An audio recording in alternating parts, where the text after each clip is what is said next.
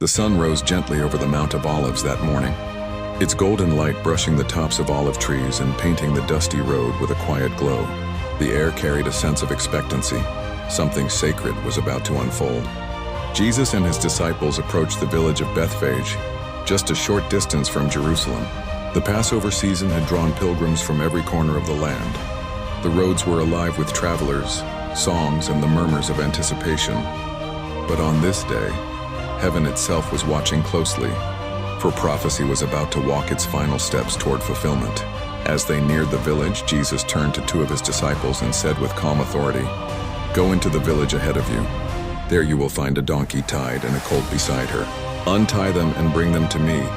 If anyone asks you what you're doing, say the Lord needs them, and they will let you go."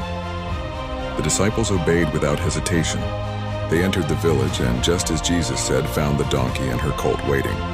When the owners questioned them, they simply replied, "The Lord needs them."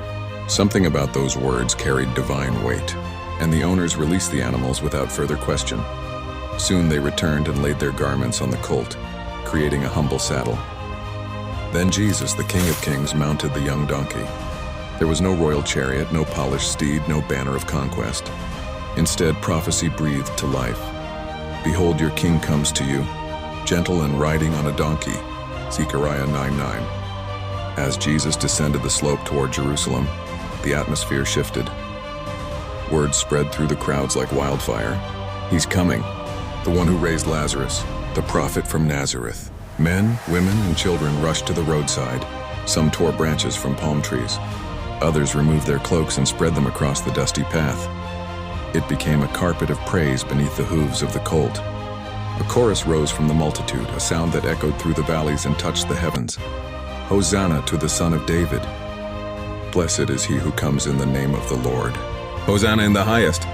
The city gates came into view, their stones shimmering in the sunlight.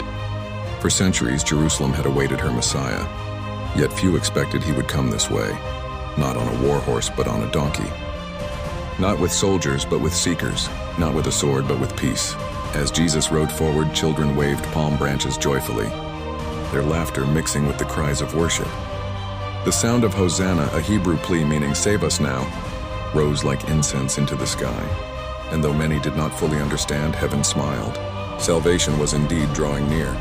The Pharisees, unsettled by the uproar, muttered among themselves. "Teacher, silence your followers," they demanded. But Jesus, his eyes full of divine compassion, replied, "If they keep quiet, the very stones will cry out." Creation itself recognized its creator passing by. When he entered Jerusalem, the whole city